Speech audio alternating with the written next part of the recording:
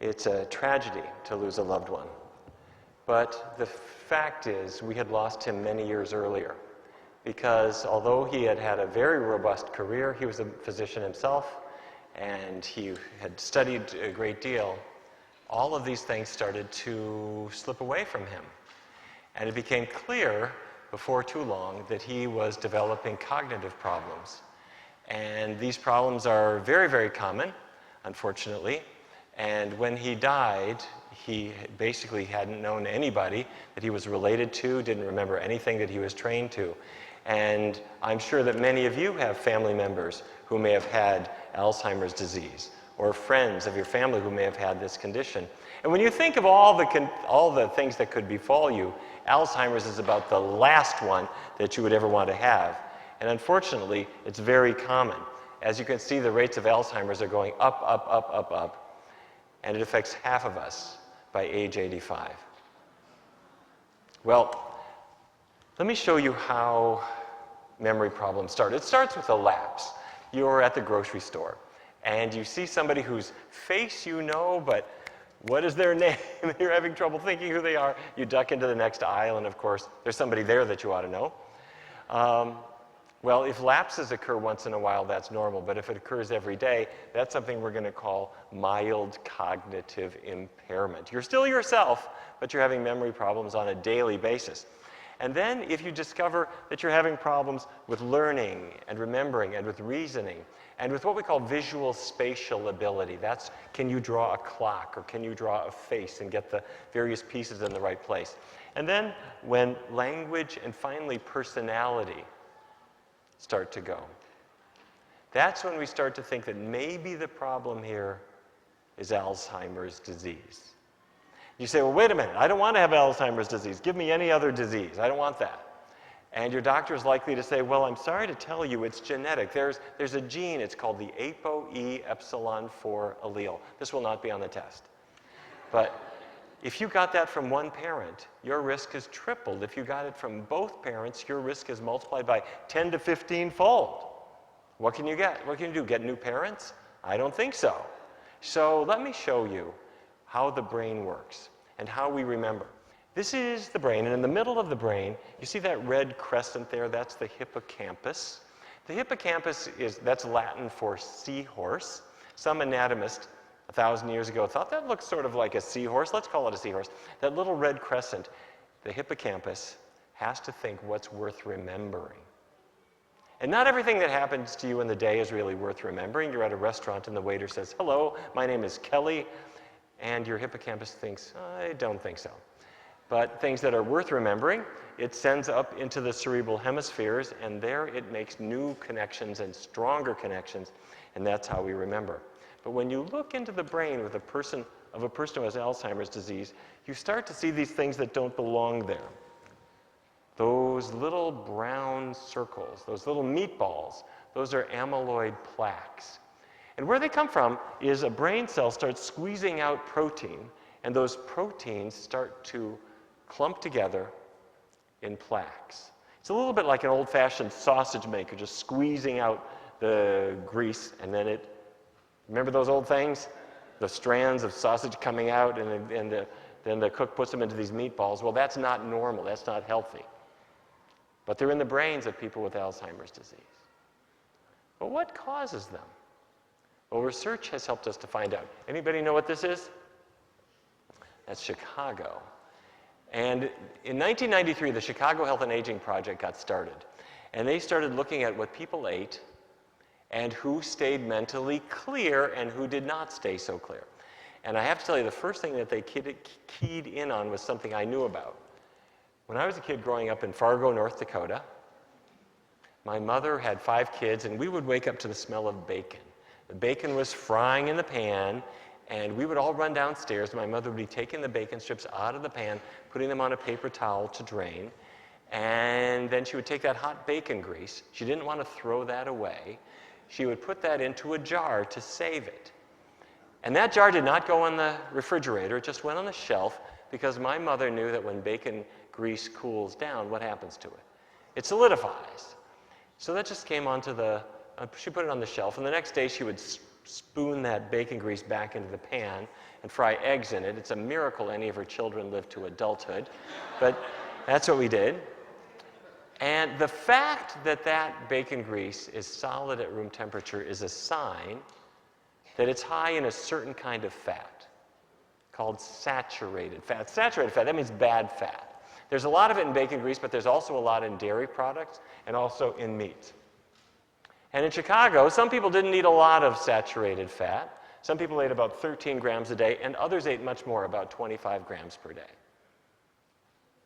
And when they looked to see who stayed clear and who didn't stay so clear, they found something interesting. Here's the low group. They had relatively little Alzheimer's disease, but the people eating 25 grams of saturated fat per day, look at their Alzheimer's risk, about 3 times higher. So what that means is, what if I decided maybe I won't have my bacon today? Or maybe I won't be eating the dairy products and eggs. Maybe I'm going to do a little bit better. So let's add it up. Where am I finding all that saturated fat? 2 eggs, that's about 3 grams of saturated fat. Okay? 1 strip of bacon, another gram, and I don't know too many people who have 1 strip of bacon. And a chicken thigh, even without the skin, that's another 4.5 grams. 1 glass of whole milk, that's another 4.5 grams. And pizza for 1, that's about 12 grams. Do you know anybody who's eating those kinds of foods every now and then? A lot of people eat those foods, and if you add it all up, that puts us in the high-risk group. Well, what can I do? It's not just Alzheimer's. It's also, you remember that condition, mild cognitive impairment. You're just having lapses on a daily basis, but you're still yourself. Researchers in Finland looked at a large group of people, and some of them ate relatively little saturated fat, some of them ate a lot of it, and when they looked then at who had Alzheimer's and who didn't, look at the difference. So it's not just a question of whether I'm going to succumb to Alzheimer's when I'm 85. It could be a question as to whether my brain starts to sputter much earlier in life. Well, what about that gene, that ApoE epsilon 4 allele? How about that? Well, let's limit this analysis to just those people. Okay, some people had relatively little saturated fat. Some people had a lot. And then let's look at an even bigger difference. Do you see that? Genes are not destiny. There are some genes that are dictators, the genes that say blue eyes or brown hair. They give orders, and you're going to obey. But the genes for Alzheimer's disease are more like committees. They make suggestions. You could get Alzheimer's if. And you know what? A lot of the disease genes are like that. There are genes for diabetes. Those are not dictator genes. Those are committees. They're going to say you could get diabetes if you eat in an unhealthy way, if you're sedentary, if you're gaining weight over time. But if those things don't happen, maybe you'll never get diabetes. There are genes for cancer. Same way. In many cases, we can arm wrestle with those genes and say, I don't think I want this. All right? Genes are not destiny. Very important. Okay. Well, what about that? Now, there's fat in there, too. Donuts, cupcakes. Anybody know what that fat is called? Trans fats? That ring a bell? Okay. Trans fats. Some people in Chicago know what a donut is. And some people eat relatively little bad fat. Some people eat a lot of that bad fat. Let's look at their risk. Okay. Huge difference. Okay, so all we're doing is we're adding up things that might lead us toward Alzheimer's disease. And then if we do the opposite, we've just cut our risk dramatically. Look at that. That's about an 80% reduction in risk. So we're just getting started. The point being, there's a lot that we can do, okay? So let's say I live in Chicago and I'm eating all these foods and I'm at a high risk. Can I change my diet? Can I change my diet? Of course I can. Absolutely. I'm going to let's say get rid of the whole milk. I'm going to have almond milk. Who's tasted almond milk? Is it okay? Yes. All right. If I make just that one change, my risk is better. If the numbers in Chicago apply to me, I'm doing better. Is there something more I can get rid of? There is? Well, let's get rid of those eggs and get rid of the bacon, veggie bacon. It's sort of a liberal interpretation of the original, but it'll work. I'm going to get rid of those eggs, and we'll have a big bowl of oatmeal with some blueberries and strawberries. How about get rid of that chicken thigh? We'll have a vegetable sandwich instead. Let's see how our numbers look. I'm doing better. Is there more that I can do? What can I do? Pizza? Can I get pizza without cheese? I can? Well, let's see what happens. Okay? Well, I don't know. Nobody in Chicago eats that well. But now there are some people who do eat that well. In Loma Linda, California, there are some people following the Adventist faith who still eat some meat. They might not be smoking, they might not be drinking or eating caffeine, but they might have meat in their diet every day. And there's others who keep the meat out. And here's the difference. The meat eaters, that's the red line, they have a greater loss of cognitive function compared to the people who don't eat meat, even if they're having a little bit of cheese. So I'm saying if you get rid of the cheese and all the animal products, you're going to do better still. You with me? Does it make sense? Okay. All right. So what else is lurking in those plaques? We've talked about there's that protein strands, there's cholesterol, but there's also some metals. There's iron and copper in the brain. Have you ever heard of that? Metals building up inside the brain? That's odd, isn't it? Well, if you have a cast iron pan, think about this. I have a cast iron pan, and I had it out at my backyard picnic. And then a week later, I remembered that I'd left it on the picnic table, and it rained last week. Now, what's happened to my cast iron pan? It rusted. That rust is oxidation. And that oxidation process doesn't occur just in a fry pan. If you get iron in foods, which we will, the iron in your body oxidizes too. It's funny to think of iron rusting in your body, but it will. What if I have a nice new copper penny? Is that going to stay bright forever? No. It's going to oxidize too. And if you have copper in foods, which you do, that copper will oxidize in your body. And as it does, it produces free radicals. You've heard about free radicals. Those are molecules that are in your body that are formed as iron oxidizes, as copper oxidizes. These molecules form, and they're like sparks that are singeing through the connections from one cell to the next. And your memories just burn out with the free radicals causing that damage. Okay? So where am I getting all these foods? How many people have a cast iron pan? If I'm using it once a month, I'm going to say, who cares? But if I'm using it every single day, you're probably getting more iron than you want. How about copper pipes?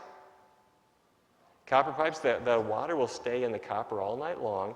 Then the next morning, out comes the water into my water glass, and you're getting copper you didn't want. So meat, people are eating meat or eating liver, they're getting a huge amount of iron and copper that they don't need. Now, oddly enough, a multiple vitamin is a good thing. And if they only put vitamins in there, that would be even better. But they also add some iron, they add some copper, not realizing you're getting iron from spinach and broccoli, and they're giving you too much.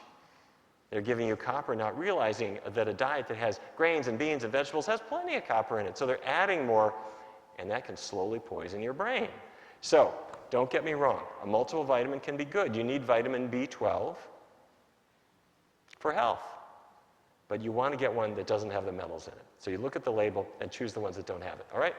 So you might say, well, that sounds like the Mediterranean diet. Less meat, more vegetables, more fruits. And then you'll hear some people say, well, in the Mediterranean diet, they drink wine, don't they?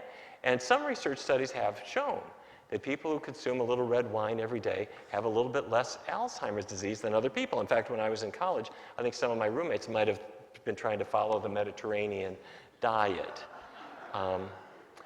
However, some researchers then said, well, wait a minute. Maybe wine helps, but maybe it's not the alcohol.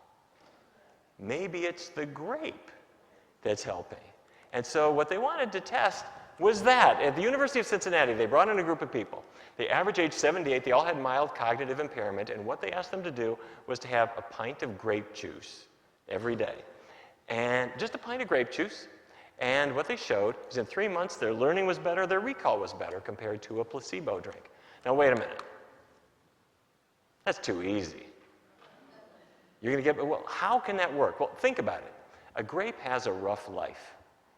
The grape is sitting on the vine, exposed to the elements all day long. It has no protection. Or does it? That purple color, that's called anthocyanins.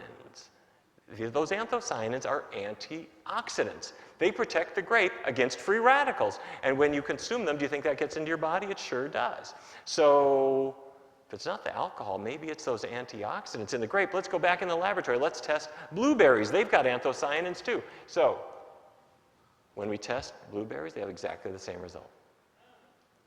Now, what I'm not suggesting is that everyone has to run home and have grape juice and blueberry juice all day long. These were research studies. What I am saying is that built into these everyday foods are things that will protect your body. And if you go into the grocery store, you can be 100 feet away from the produce counter, and you can detect beta-carotene. You may not know that that's what it is, but that bright orange color leaping out of carrots and the sweet potatoes, that's beta-carotene. And it's attractive, so that the brain says, I think I should have some of that. And the red color in a tomato, that's lycopene, that's an antioxidant too. And the deep purple of the grapes and the blueberries, those are anthocyanins. Now, your dog or cat could go with you to the grocery store, and they're not going to be attracted to any of that because they don't have a human retina that has the color perception that you have. And a cat is a natural carnivore, so they're looking for motion. And a dog, same story. They have a wonderful sense of smell. They have such a good sense of smell, they can sniff out bombs and drugs and so forth, things we can't do. They have a sense of hearing that puts ours to shame. But the human eye, we don't need to act like a carnivore. A dog or cat, they can smell prey. They're extremely quick. A human being doesn't have to be quick. You don't have to sneak up on a strawberry. But we have to recognize it. And so the human retina can recognize antioxidants. But of course, we take those same colors nowadays and we put them in an M&M's bag. And we forget what they're for. But the whole idea is to bring those protective nutrients into our lives. Very, very simple, okay? So the power plate, fruits, grains, vegetables, legumes. What are legumes? Beans, peas, lentils, things that grow in a pod. The legumes, those are healthy foods. And are there other advantages if I get away from all of those bad fats? I'm talking about the fat in meats, dairy products, and eggs. Are there some other benefits to getting away from them other than helping my brain? Sure, it might help my weight. If I take a gram of fat, that's got 9 calories. You take a sewing thimble, fill it 1/3 full of any kind of grease, chicken fat, beef fat, even vegetable fat. That's got 9 calories. So if I'm avoiding all those fat grams, I'm going to have an easier time losing weight. Now, carbohydrate has only 4 calories in a gram. A lot of people are afraid of bread or potatoes because they hear carbs are fattening. They've only got 4 calories in a gram. That's why people in Japan and China eating rice all day long are thin until McDonald's finds its way into Tokyo. And the rice comes off the plate and the chicken nuggets go on the plate and then everyone starts gaining weight. You with me? Okay, so this is a man named Jean Remy. He sent me these pictures because he lived in Canada. He was 320 pounds. And he had pre-diabetes, and he read a book that I wrote about diabetes where I did not say avoid carbohydrates and cut calories. Instead, I said a plant-based diet and keep the greasy foods low. Get all the animal products off your plate. By the time he got to chapter 4, he'd lost 160 pounds. And what happens to a lot of people when you really lose that weight, that energy comes back. And he discovered for the first time in his life, he felt like going to the gym and exercising. So this is Jenna, same story. She needed to lose some weight, and she did not do it by cutting calories and avoiding carbs. Instead, she went on a simple plant-based diet, and she got her waistline back. She got her confidence back. But the most important thing is she got her health back. Okay? So you can do this too. Everybody can do this. Let me talk to you for 1 second about diabetes. Diabetes will double your risk of Alzheimer's disease. But a lot of people have the wrong notion about the cause of diabetes. And that's because we didn't know the cause until fairly recently. And if you don't mind, I'm going to take you 2 minutes. I want to take 2 minutes to just walk you through the cause of this, because this shows us the solution. This is a muscle cell. And the reason I'm showing you a muscle cell, I'm going to stick a needle in my arm, pull out one muscle cell, and it's a big oval-shaped cell. Most of the sugar in your blood, most of the glucose in your blood is going into your muscles. Some of it goes to the brain, some goes to the liver, but most of it goes to the muscles. But that glucose, there it is on the upper left, it can't get into that cell until it has the help of a hormone, and that hormone is called insulin. And there's the insulin. Insulin is just like a key that goes to those red locks. That's the insulin receptor. And just like a key in a lock opens a door, that insulin key Once it attaches to that red receptor, that signals these channels to open, and there the glucose goes into the cell. Now, as the glucose goes into the cell, it can power that cell's motion. And that's good. It's like gasoline powers a car, glucose powers your cells. Now, there's something else in that cell, and that's fat. You see those yellow fat globs? That's chicken fat, beef fat, fryer grease. And it reminds me a little bit of about every 2 or 3 years, the kids in my neighborhood play a trick. They've decided it's a good idea while everybody is at work to put chewing gum in their front door lock. So I get home, and I take my key out, and I put it in my front door lock, and my key isn't working anymore. So what am I going to do? Crawl in and out the window all day? No. I've got to clean my lock out. Okay? They think that's very amusing. I hope your neighborhood kids don't do that to you. But we don't have gum in our cells. What we have is fat. That fat builds up, and it makes your insulin key not work. So now doctors hate words like fat. It has only one syllable. So we're going to call it intramyocellular lipid, but that's fat inside a cell.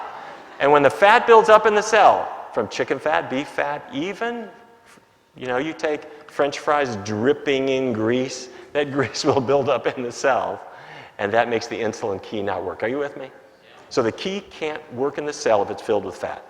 So on a vegan diet, on a plant-based diet, how much animal fat is there?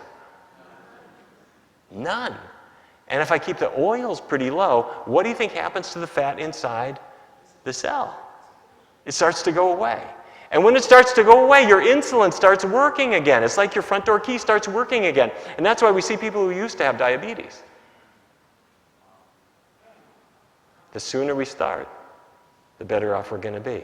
When I was in medical school, I was taught that diabetes is a one-way street. Once you got diabetes, you'll always have diabetes. It'll never go away. But once we started doing research on using a little bit stronger diet, we started to see people where the diabetes gets better. And the medication doses come down. And some people don't have diabetes anymore. You never know how far you're going to go. But I encourage everybody to give this a try. Okay? So in our research studies, this is a study that the NIH funded us to do in 2003.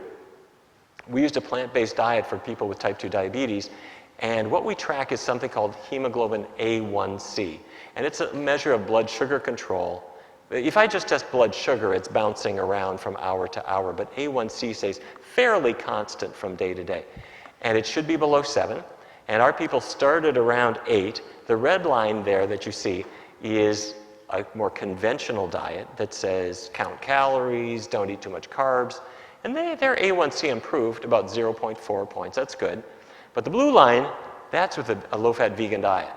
That's a drop of 1.2 absolute percentage points. Not only is that bigger than any diet, that's bigger than any oral diabetes medicine.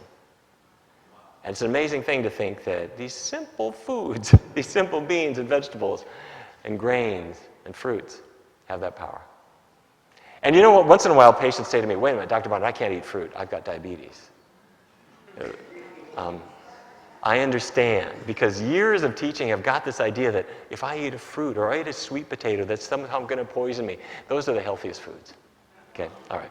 Okay, so do I need supplements? There are 2 supplements that I do think are worth talking about. The first is B12.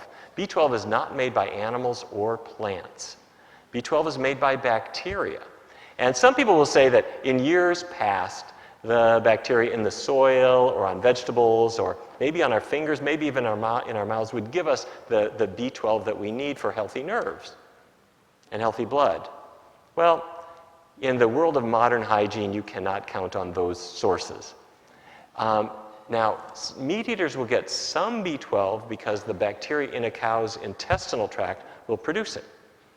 And some of that adheres to the meat protein, but a lot of people don't even absorb that very well either. Now, you will see B12 added to many foods, including lots of vegetarian meat substitutes and soy milk, but to be safe, I encourage you to take a B12 supplement. It's in every multiple vitamin you ever took. It's in every B complex. It's not hard to find, but you don't want to miss it, okay? Very, very easy. Vitamin D is actually made from the sun. Sun hits your skin, makes vitamin D, and that's good because that helps you absorb calcium. It's a cancer fighter too. If you are indoors all day long, You might not be getting very much vitamin D, so you might want to think about a supplement there too. But that's really it. Other supplements sometimes have their uses, but those are about the only ones I'm going to recommend. And B12 is the only one that is, I think, really critical. All right, make sense? Okay, just to finish up. Oh, you know what? It's not all food.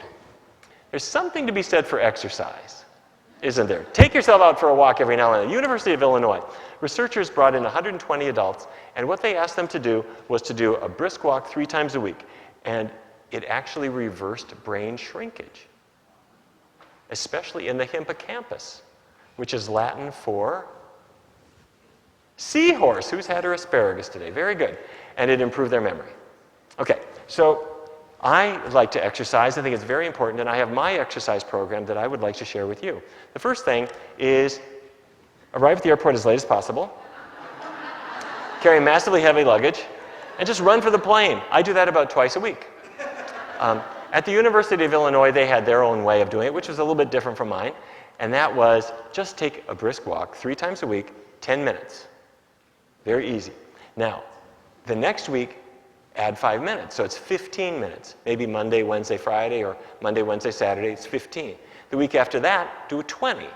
And then once you reach up to about 40 minutes, 3 times a week, that's the level that's been shown to affect the brain physically to reverse the shrinkage of the brain, okay? Very easy. So the power plate, these are healthy foods. Now, back in 2009, my group, the Physicians Committee for Responsible Medicine, developed the power plate, and we sent it to the US government. We said the pyramid is a nice shape, but people eat off a plate. Give them a plate, and the pyramid has a meat group and a dairy group that really you don't need. So these are the healthy foods, and you know what? We didn't hear back from the USDA. So in 2011, we filed a lawsuit just to compel response. And did you see what the US government came up with in 2011? Now, I'm not taking any credit for this, but it does look somewhat similar to what we sent them. For the first time in American history, there's a protein group, which could be meat, but it could be beans, it could be tofu, it could be nuts. For the first time in American history, there is no meat group. Also, now there is a dairy group they have, but soy milk counts. So you can be on a completely plant-based diet, and the US government has finally caught up with you. It's a good thing. All right. So you might say, all right, I'm with you. That's a healthy diet, and I'd like to transition to it. But if I do, I'm afraid my family might divorce me. They're going to make me live in the garage. Nobody's going to talk to me anymore. Well, I want to share with you how we introduced this diet in our research studies, and I've never seen anyone unable to do this. The first step is don't change your diet. Just take a week or so and check out the possibilities. What I mean is, what are the things you could eat and would actually enjoy eating that don't have animal products in them? So I'm going to take a list. I'm going to make a list that says breakfast, lunch, dinner, snack, and your homework is for the next week, figure out things that you can put on that list. Okay, let me think. Let's see, for breakfast maybe I could have oatmeal, but that tastes like wallpaper paste. So I'm going to put some cinnamon on it. I'll put some raisins, and no, maybe it's okay. Or I'll have some blueberry pancakes with butter, with bacon. No, but I could have blueberry pancakes without them. I could do it vegan. Okay, fair enough. Then go on to lunch. Have you ever had cheeseless pizza? No, I haven't done it. Let me see if it's okay. I'll put a little extra sauce on, some extra veggies, make it good. I never tried the veggie sausage or the veggie bacon. Now's my week to test it out. If you don't like it, don't write it down. If you like it, it goes on your list, okay? So that's what we're doing. Then we're going to go to an Italian restaurant. We'll see what they'll make me. Will they make me a vegan meal? They'd be happy to. Mexican, would that work? Sure, bean burritos and veggie fajitas, beans and rice. How about if I went Chinese? Would that work? Would they do it? Sure, rice, vegetables, tofu dishes. Japanese, you bet. They'll be more than happy to wrap up some veggie sushi, salads, and all kinds of things in there, naturally low in oil. Now, some of your friends will eat at fast food chains. So if I'm going to the submarine sandwich place, would they be willing to leave the meat and cheese off my sandwich? You bet they would. Pile on the lettuce and the tomatoes and the cucumbers and the onions and the spinach and the olives. If you want a little vinegar on there, they'll toast it for you. They'll call it Veggie Delight. Now, Taco Bell may not be the pinnacle of culinary art, but they're more than happy to leave the cheese off your burrito, and that happens to be plant-based options. So, okay, fine. I took a week. I checked out the possibilities, and now I know what I like. And I've got a whole bunch of things for breakfast, lunch, and dinner. So step 2 is a 3-week test drive. I'm going to do it all vegan all the time, but for only 21 days. If I don't like it, I can stop. At the end of 21 days, 2 things will have happened. The first is you are healthier. You're losing weight. Your blood sugar is coming down. In fact, if you have diabetes and you're on insulin or other medicines to bring your blood sugar down, let your doctor know that you're doing this diet change. Because for some people, it is so powerful that the combination of the diet change and your insulin means your blood sugar is going to go too low. So don't throw your medicines in the trash and don't fire your doctor. The thing is to call your doctor and say, I heard about this. I'm going to give it a try, and I want you to stand by. And I'll let you know how my blood sugar is, and if it goes down low, will you back me down on my insulin? The doctor says, I want to see that happen. So anyway, at the end of 21 days, you're healthier. You're losing weight, your blood sugar's coming down, your blood pressure's coming down, your energy is up, your digestion's better. But the second thing is, your tastes are starting to change. You're starting to enjoy different foods, and you wouldn't have forecast that to happen. But let me ask this group, how many people in this room ever switched from whole milk to skim milk or low-fat milk or non-fat milk? How many made that change? When you did, what was the low-fat milk like at the beginning? Watery? It doesn't even look right. It's kind of bluish. Did you ever go, well, how many of you got used to that low-fat taste? You got used to, okay, then did you ever go back and taste the whole milk again? What was that like? It's too thick? It's creamy? Well, wait a minute. Your whole life it was fine. And you didn't get away from it because you didn't like the taste, you just wanted to be healthier. But when you went to the lower fat option, your taste buds physically changed to prefer what they've been exposed to in the previous 3 weeks. So the first week on a vegan diet, it will seem light. You're going to say to yourself, do I have to acquire a taste for folk music now? Okay, break out the tie-dye, I guess I'm vegan, okay, swell. The second week it starts to make sense. You discover there are foods you enjoy. There are recipes that work out pretty well, and your family says, this is pretty good. Then you discover there are books, and there are websites, and there are DVDs, and there are products at the store you hadn't seen before. You're having fun with this. After about 3 weeks, your friends are starting to say, you are looking good, tell me your secret. And you are now the expert in nutrition for all your friends. After about 3 or 4 weeks, if you go back and you were to have a double bacon cheeseburger, I promise you, you are just past that food. It is not the joyful experience you remembered. And those of you who have made this change, am I speaking the truth? You know, you just think, I am just past that. It's like a smoker.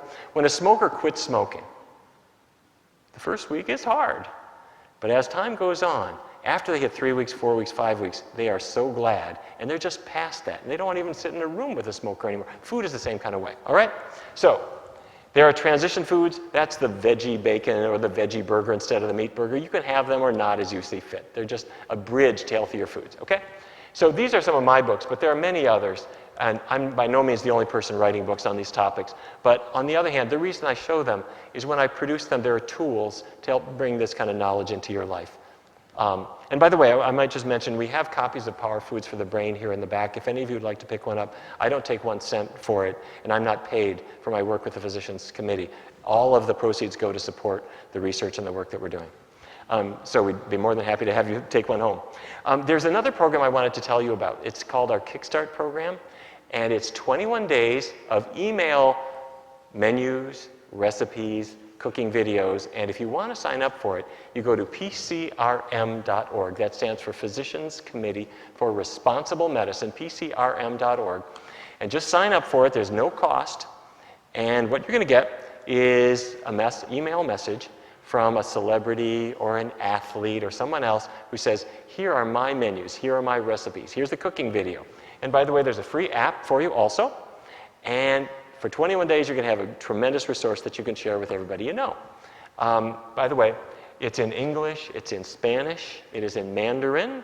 It's also, we have a version for people from the Indian subcontinent with Indian recipes. And it's a lot of fun. We've had 420,000 people use this program. So jump in. We'd love to have you with it. Okay. We also have some classes. These are also free. We're over on Wisconsin Avenue, just inside the district, and that's my assistant, Tara Kemp. She would love to sign you up for our classes. We do them over and over and over again. As I say, they're free, so drag your reluctant spouse. We'll show you how to make some diet changes and how to really make it fun, okay? Tara would love to hear from you. One other thing that we're doing that I wanted to tell you about is when I was in medical school, I was taught that if a person has high cholesterol, you really should be putting them on medication to reduce their cholesterol. And you could also change their diet, but that's kind of alternative medicine. Well, we're starting something called the Barnard Medical Center. And this is at our center on Wisconsin Avenue. And I set it up because I want medical students and residents to come in and learn that if somebody has diabetes, if somebody has a weight problem, if they have hypertension, if they have high cholesterol, those are food-related issues. So the treatment ought to relate to food, but that means we've got to give you information and support. And if you need medication, we'll provide it, but that's our alternative therapy. And finally, we have our medical conference. We reach out to doctors, and the International Conference on Nutrition and Cardiovascular Disease is going to be July 31st, August 1st, just when Washington is at its most sweltering. I'm hoping that everyone will join us for 2 solid days where we're going to talk about how heart disease begins in childhood and how we can change that picture, because we need to change that picture. Okay, the last thing that I just want to say is I hope you found this information useful.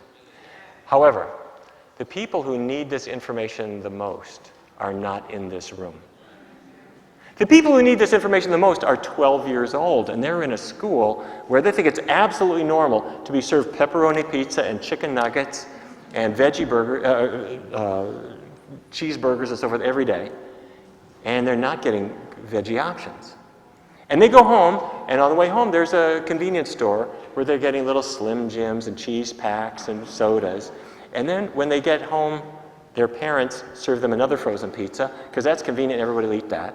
And they turn on the TV and half the commercials are for snack foods and burgers piled high, and the other half of the commercials are for medications to undo the effects of the foods.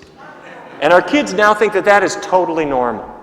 It's totally normal to start getting overweight when you're in high school. It's completely normal to have diabetes. I hope I get diabetes. The people on TV seem to be having so much fun. We can change that, and I know we can change it. And the reason I know that is a generation ago, we were at exactly this place with something else. We were there with tobacco.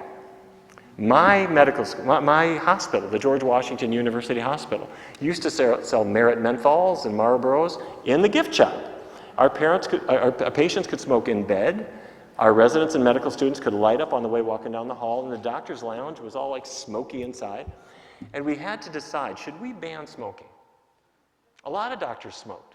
We weren't fools. We knew smoking causes cancer, but it takes time to get cancer. So maybe I can wait. Maybe in 5 years when I'm not so stressed, I'll quit then. At some point, we just said, wait a minute, this is crazy. This is unhealthy. This is bad for your body, and it's bad for your family, and it's bad for your patients. We've got to stop. And we made the decision to ban smoking in the hospital. And it was a challenging decision at the time. But within a week, we knew we were right, and every hospital has banned smoking, and every airline, and every restaurant, and every federal facility. And today, it can be a cold February morning in Washington, D.C. There's some guy putting out his cigarette outside before he's allowed into his non-smoking building. Now, that's where we are with food today. We know we've got problems with food. We know our kids aren't so healthy, and we know that many of us aren't so healthy either. But the way to deal with it, in my view, is not to wag our finger and moralize. The way to deal with it is to have fun. Let's learn about new foods. These are healing foods. These are foods that are provided for us to keep our body healthy or to heal us if we've lost our health. And if we take them into our lives, we can do so in a joyful way. These recipes are fun. These foods are delicious. And there are menus and recipes, websites, books, DVDs, programs, all kinds of things that make this process fun. And we experiment with them. And once in a while when you experiment, you'll have a dud. Some recipe that just didn't turn out right. That's how you know you're experimenting.